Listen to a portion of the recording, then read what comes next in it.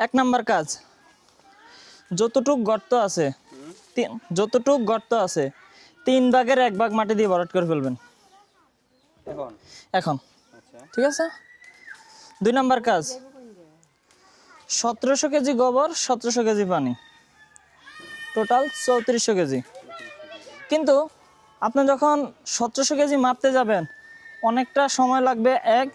দ্বিতীয়ত আপনার মনে নাও থাকতে পারে, এখন 100 কেজি দিছে পরে আশা করছেন যে 90 কেজি দিছি, সাপোজ হতেই পারে। সেক্ষেত্রে আপনি গোবর পানি ওই দিক দিয়ে লোড করতে থাকবেন। ঠিক আছে, মাপামাপির দরকার নাই, ওই দিক দিয়ে লোড করতে থাকবেন। লোড করতে করতে পানির পরিমাণটা কতটুকু হবে? সেম যতটুকু বালতি যদি পানি হয় 1 বালতি গোবর, এটা ভালো করে মিক্স করতে হবে, পরে ঢেলে দিবে। হ্যাঁ অবশ্যই মিক্সটাও আমি দেখা দিচ্ছি।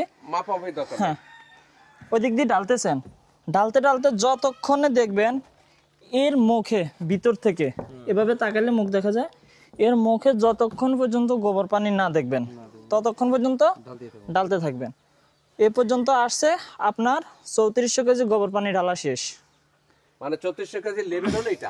হ্যাঁ, এটা হলে 3400 কেজি হয়ে গেছে। মেপে ঢালার দরকার আর কোনো প্রয়োজন নাই, যেহেতু মনে থাকে না। 2 নাম্বার কাজ শেষ।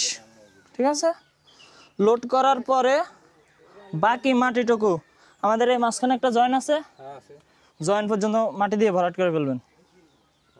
ঠিক আছে, তাহলে আপনার কয়টা কাজ গেল? 3টা। প্রথম হচ্ছে অর্ধেক বললেন, গোবর দিলাম, পরে গোবর ঢাললেন, পরে এ পর্যন্ত ঢাললেন। সহজ হিসাব। আচ্ছা, 3টা কাজ শেষ। পরের কাজ, গোবর পানি ঢালা শেষ। গোবর পানি ঢালা শেষ, আমার এই চাবিটা বন্ধ করে রাখবেন। কিভাবে বন্ধ করবেন? চাবি কি এখন খোলা না বন্ধ? এখন হচ্ছে চালু করা আছে, এই খোলা অবস্থায় গোবর পানি ঢালবেন। এ কারণে আমি এটা পরে বলতেছি যে এখানে কেন আসবেন। এটা খোলা অবস্থায় যদি গোবর পানি ঢালেন, এর ভিতর থেকে গোবর পানি ঢালার সময় যে একটা বাতাস আছে, বাতাসটা বের হয়ে যাবে, সম্পূর্ণটা গোবর পানি লোড হবে।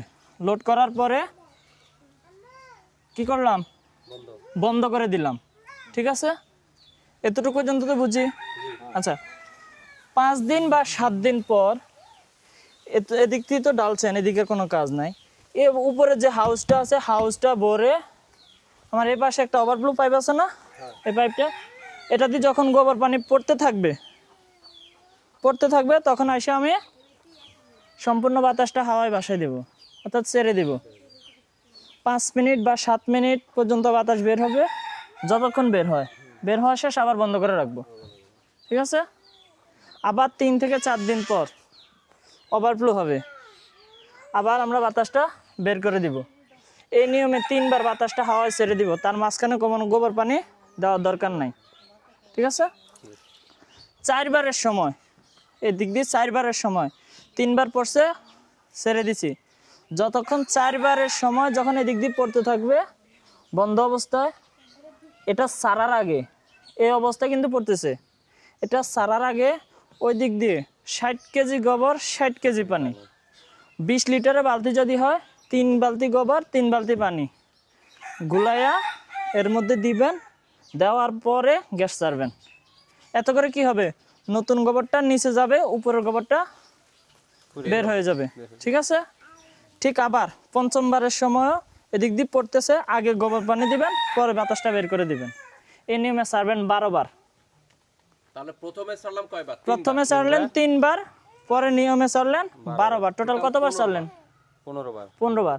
15 বার ছাড়ার পরে আপনার রান্না করার জন্য আপনার গ্যাস হয়ে গেছে। পাইপটা এনে এখানে লাগাই দিবেন, একটা ক্লাম দিছি, টাইট দিয়ে দিবেন, চুলা জ্বালাতে শুরু করবেন। ঠিক আছে, যখন থেকে গ্যাস চালাবেন তখন থেকে প্রতিদিন সকালবেলা 60 কেজি গোবর 60 কেজি পানি দিবেন, দিয়ে তারপর রান্না করবেন। ঠিক আছে, কিন্তু যখন দেখবেন যে অতিরিক্ত ঠান্ডা পড়তেছে, সেক্ষেত্রে আমি প্রতিদিন গোবর পানি দিব না, একদিন পর একদিন দেব।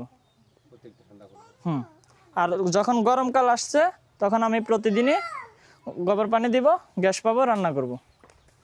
ওকে, আর কিছু বুঝার বাকি আছে? তারপরেও যদি কোনো সমস্যা হয় আমাদের কোম্পানির হটলাইন নাম্বার আছে, কল দিতে পারবেন, বা আমরা টেকনিশিয়ান আছে, আমাদেরকে কল দিতে পারবেন। আচ্ছা, ঠিক আছে। ওকে, ধন্যবাদ। নাম্বার আছে হেরা ফোন দিছে না সারাদিন। আর আলী ভাই আপনি সময় করে উপর থেকে হালকা পাতলা ডালপালা লাগলো, গাছ কাটার দরকার নাই। তারপর ওই যে বাঁশের মাথা, পাতারি ডাল, এই পাতা মানে টিউবওয়েল কোন দিকে আপনাদের? যত বেশি তাকে রোদ খাওয়াতে পারবেন তত বেশি আমাদের প্রেসার তৈরি হবে, তত বেশি ভালো গ্যাস Hello? পাবে, বেশি গ্যাস ও। পাবে। কারণ এইটা যত গরম পাবে তত গোবরটা বেশি পচবে, তত গ্যাস তৈরি হবে। যেমন শীতকালে কিন্তু খাবার নষ্ট হয় না, বাইরে রেখে দিলে, ওয়ালাইকুম তাই না? কারণ কি